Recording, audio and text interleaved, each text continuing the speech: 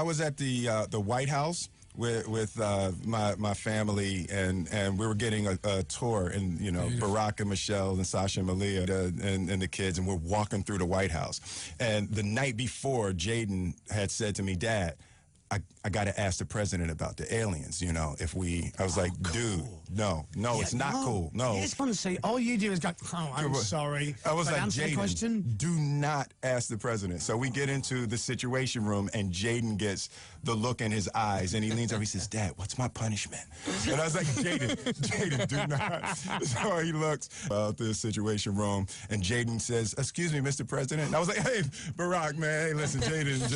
And Barack said, "Don't tell me." And in perfect form, like, this is why he's the president, he stopped and looked at Jaden and said, "The aliens, right?" And I was like, oh, shoot. And he said, "Okay, I can neither confirm nor deny the existence of extraterrestrials, but I can tell you, if there had been a top secret meeting, and if there would have had to have been a discussion about it, it would have taken place in this room." Oh! And Jaden was like, that's big.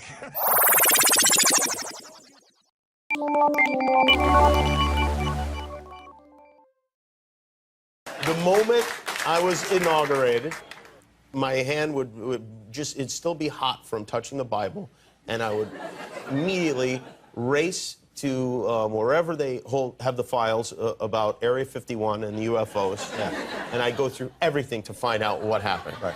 Did you do that?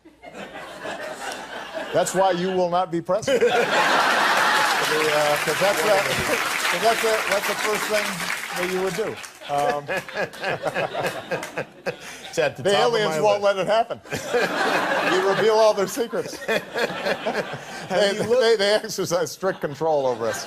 Now, you know, there are a lot of people that are going to examine your facial expressions here.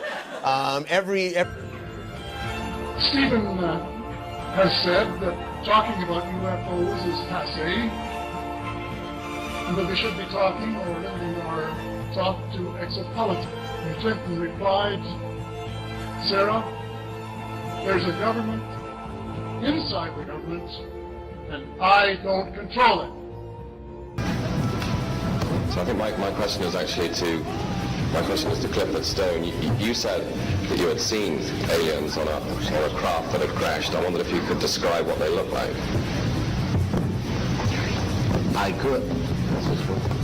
I could, but it would probably take a whole lot of time. The reason I state that, when I got out in 1989, we had cataloged 57 different species. You have individuals that look very much like you and myself that could walk among us and you wouldn't even notice the difference, except for some of the things that they might be able to go ahead, even in a dark room, and touch an object and go ahead and identify what color that object might be. They would have a heightened sense of smell, sight, hearing. The situation is that you have various types of what we normally call grays. We didn't call them grays in the military, but you had at least 3 types of the grays. You had some that were much taller than we were. The unique thing that I'd like to point out for the most part is that the entities that we did catalog were in fact humanoid. Now this created a situation where the scientific community was trying to figure out why that would be the case, because you would expect that if life evolved on other planets, that they would take on some type of other being, so to speak, not necessarily look humanoid or be bipedal such as we are. But apparently, we've got quite a few of the species out there that are humanoid in appearance, and that creates a question that yet has to be answered by science.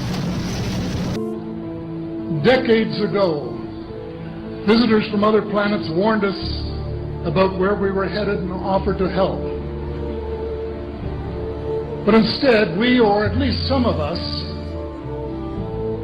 interpreted their visits as a threat and decided to shoot first and ask questions after. The inevitable result was that some of our planes were lost, but how many were due to retaliation and how many were as a result of our own stupidity is a moot point.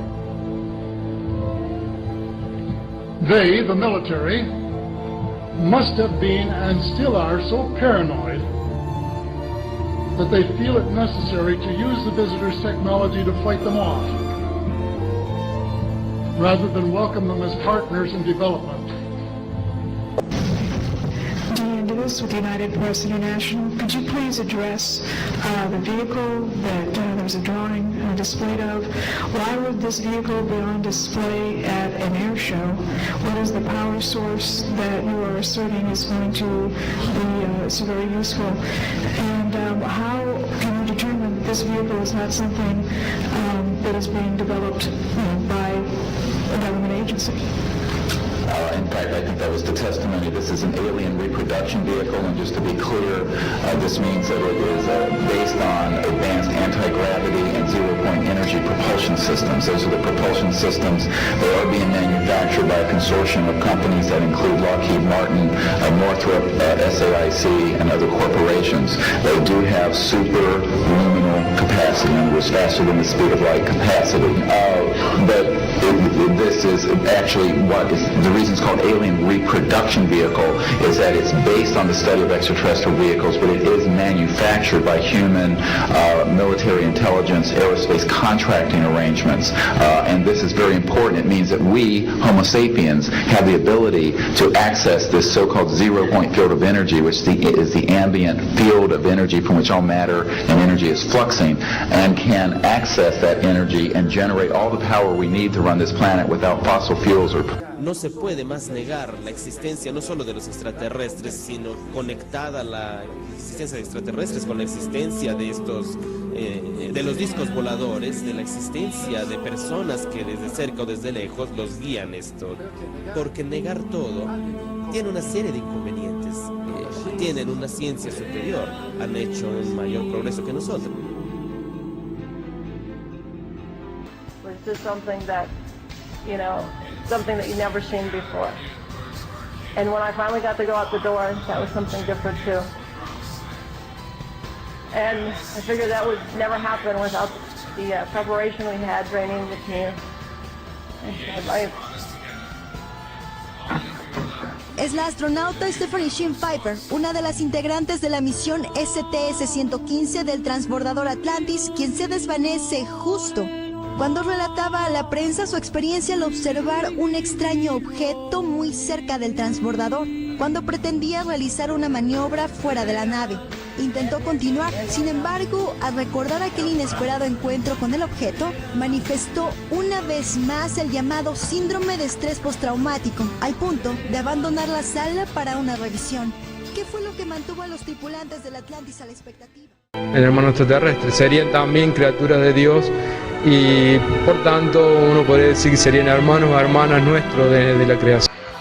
Dice el Papa, Juan 23 y yo estábamos caminando a través del jardín del Castel Gandolfo una noche del mes de julio del año 1961, cuando observamos sobre nuestras cabezas un objeto muy luminoso.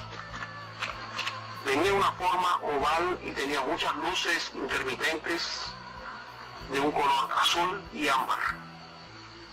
La nave pareció sobrevolar nuestras cabezas por unos minutos para luego aterrizar sobre el césped en el lado sur del jardín de Castel Gandolfo. Un extraño ser salió de la nave, tenía forma absolutamente humana, a excepción de que su cuerpo estaba rodeado de algo así que parecía una luz que emanaba del mismo, y sus orejas eran un poco más alargadas que las nuestras. El Santo Padre se levantó y caminó hacia el ser. Los dos estuvieron alrededor de 20 minutos, uno frente al otro. Se los veía gesticular como si hablaran, pero no se sentían sonidos de voces. Ellos no me llamaron, por lo que permanecí donde estaba y no pude oír nada de lo que hablaron. Luego, el ser se dio la vuelta y caminó hacia su nave y enseguida se elevó. Su santidad dio media vuelta hacia mí y me dijo las siguientes palabras: los hijos de Dios están en todas partes, aunque algunas veces tenemos dificultades en reconocer a nuestros propios hermanos. La afirmación más importante de la Iglesia Católica en 2000 años. El Vaticano ha aceptado que los seres inteligentes que existan en el universo deben ser considerados como nuestros hermanos de la creación. Su Santidad Benedicto XVI anunció el incremento al presupuesto de los astrónomos de la espécula, es decir, el observatorio, que ahora se dedica también a la búsqueda de vida fuera de la Tierra. La noticia fue presentada por Telegiornale 5. Al centro del convegno l'astrobiologia, la scienza che studia per l'appunto nuove forme di vita fuori dalla Terra. E tra molte dotte discussioni, padre Funes, direttore della Specola Vaticana, non si lascia scappare la battuta immaginando un incontro tra uomini ed extraterrestri. Un interessante scambio di culture e civiltà, dice, come quando gli americani hanno incontrato gli europei. El principal astrónomo del Vaticano ha afirmado que estarían encantados de que los extraterrestres se hicieran sentir y ha añadido que ciencia y religión pueden convivir perfectamente. Además declaró que todo podría estar listo para bautizar a los alienígenas si se los pidiera. Recalcó también que la Iglesia Católica ha apoyado siempre al progreso científico y que la vida extraterrestre ya no asusta a nadie en la Santa Sede. That this is the end of the childhood of the human race. It is time for us to become mature adults in the cosmic civilizations out there. To do this, we must become a peaceful civilization, and we must look as we go into space with an intent of cooperating with other civilizations, not weaponizing that high frontier. Получится, что подобные меры лишь спровоцируют то, против чего пытаются бороться чиновники. В связи с этим хотелось бы услышать принципиальную позицию правительства в вопросе введения цензурных ограничений в интернете и, если возможно, вашу личную. Спасибо. Да, интернет – это только инструмент решения важных народно-хозяйственных, социальных проблем. Это возможность общения, возможность самовыражения. Это инструмент повышения и качества жизни, информационной обеспеченности общества. Правда, основные ресурсы находятся не в наших руках, а за бугром, точнее за океаном. И именно это вызывает озабоченность некоторых спецслужб, имея в виду возможность использования этих ресурсов в интересах, противоречащих интересам общества и государства. Но, повторяю, это их озабоченность. Что касается моего личного мнения, как вы спросили, не считаю возможным что-либо ограничивать.